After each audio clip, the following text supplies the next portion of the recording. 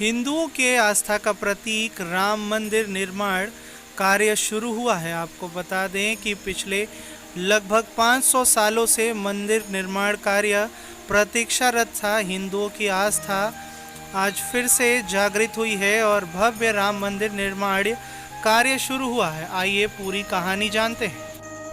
1949 से 1986 तक करीब 37 वर्षों में राम जन्मभूमि का मामला जो जस का तस था, वह केवल 3 सालों में शिलान्यास तक पहुंच गया। आंदोलन की कमान संभाल रहे संघ परिवार के संगठन विहिप का आत्मविश्वास पूरे उफान पर था।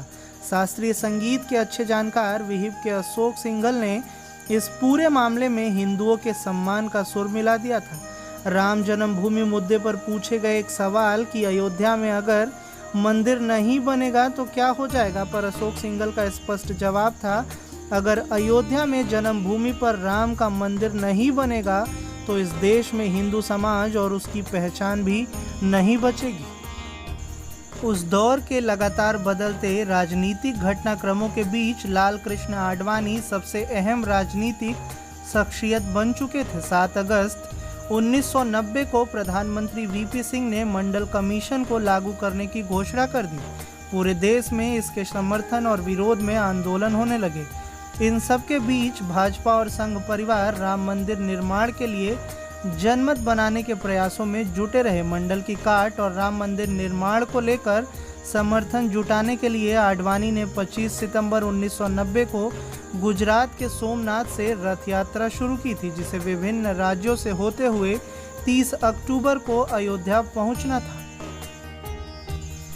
आडवाणी द्वारा शुरू की गई रथ यात्रा अयोध्या तक नहीं पहुंच पाई। बिहार में पहुंचने के बाद आडवाणी को तत्कालीन मुख्यमंत्री लालू प्रसाद यादव के आदेश पर 23 अक्टूबर को समस्तीपुर में गिरफ्तार कर लिया गया। इस बीच अयोध्या में 21 अक्टूबर से कारसेवक इकट्ठा होने लगे।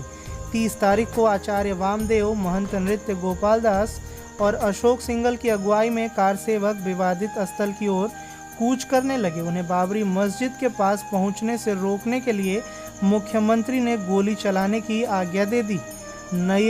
कई कारसेवक मारे गए। प्रत्यक्षदर्शियों के अनुसार कोठारी बंधुओं ने बाबरी मस्जिद पर भगवा झंडा फहरा दिया था।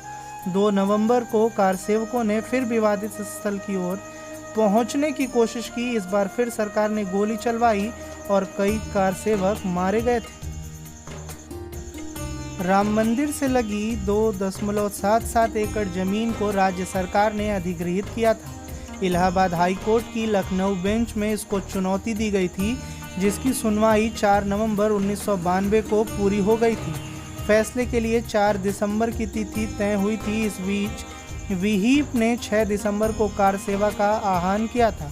विहिप के तत्कालीन संयुक्त महामंत्री चंपत राय ने 2009 के अपने एक इंटरव्यू में कहा था कि पहले 2 न्यायाधीशों ने फैसला लिख दिया, लेकिन तीसरे जज ने इसे 11 दिसंबर के लिए टाल दिया। यह तारीख कार सेवा के लिए निर्धारित तिथि के बाद पड़ रही थी। इससे आक्रोशित होकर कार सेवक अपना धैर्य खो बैठे। उस दिन वहां लाल कृष्ण आडवाणी, मुरली मनोहर जोशी जैसे भाजपा के बड़े नेता और विहिप के कई प्रमुख लोग भी अयोध्या में मौजूद थे। साध्वी ऋतंभरा और उमा भारती जैसी हिंदू नेत्रियों भी उस समय अयोध्या में मौजूद थी।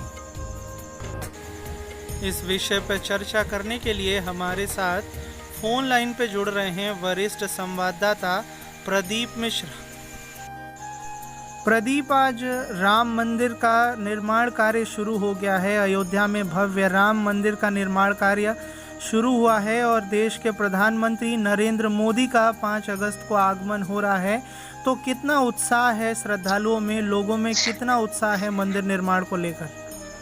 इस समय उत्साह से तो पूरी जनता लगभग लबालब है और जो कंडीशंस दिखाई दे रही है क्षेत्र में, वह लोगों का यह मानना है कि राम हमारे केवल भारत के ही नहीं बल्कि विश्व की आस्था के प्रतीक थे। और आज अगर उन्हें 5 अगस्त को मंदिर में पुनः स्थापित कर दिया जाता है मोदी जी के द्वारा, तो यह स्वर्णमयी अवसर होगा जिसे कई राजनेता और लगभग कई ऐसे देशभक्त रहे कि जिनकी आंखें तरस गई थी रामलला के दर्शन के लिए कि कब वह मूर्ति रामलला मंदिर में स्थापित कर दी जाएगी।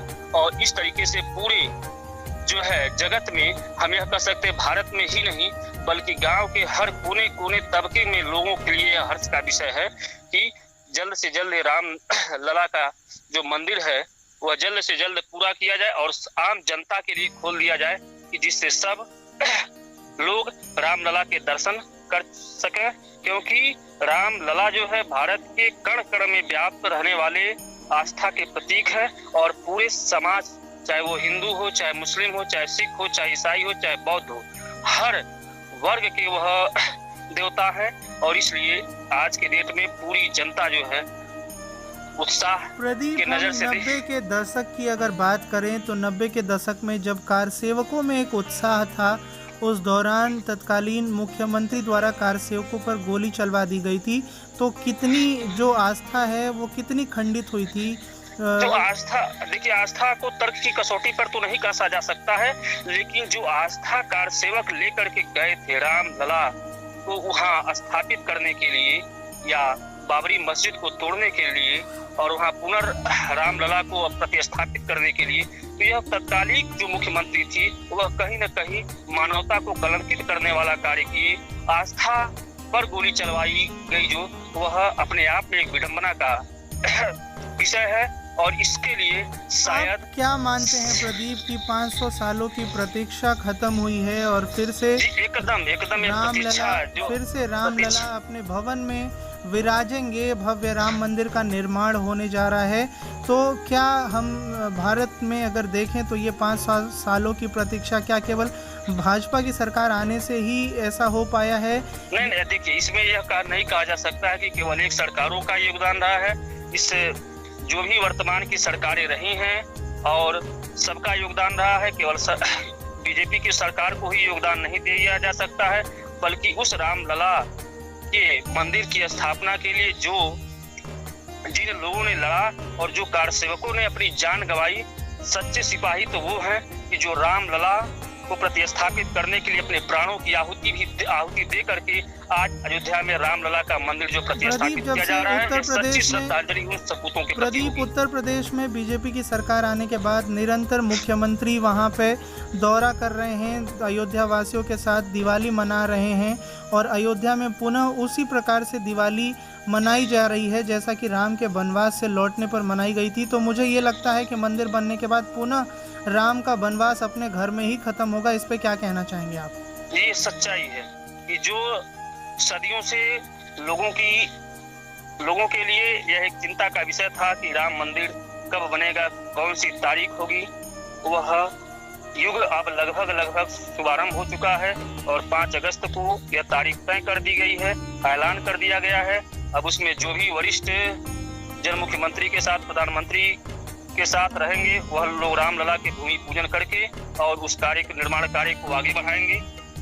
धन्यवाद प्रदीप हमारे साथ जुड़ने के लिए। तो देखिए ये हिंदुओं की आस्था के प्रतीक राम को पुनः उनके भवन में स्थापित किया जाएगा। प्रधानमंत्री नरेंद्र मोदी का अयोध्या में 5 अगस्त को आगमन हो रहा है और मंदिर निर्माण के लिए पूजन अर्चन प्रधानमंत्री द्वारा किया जाएगा। उत्तर प्रदेश के मुख्यमंत्री योगी आदित्यनाथ दौरा कर चुके हैं और उनके द्वारा वहां पर सारी व्यवस्थाएं सुनिश्चित कर दी गई हैं।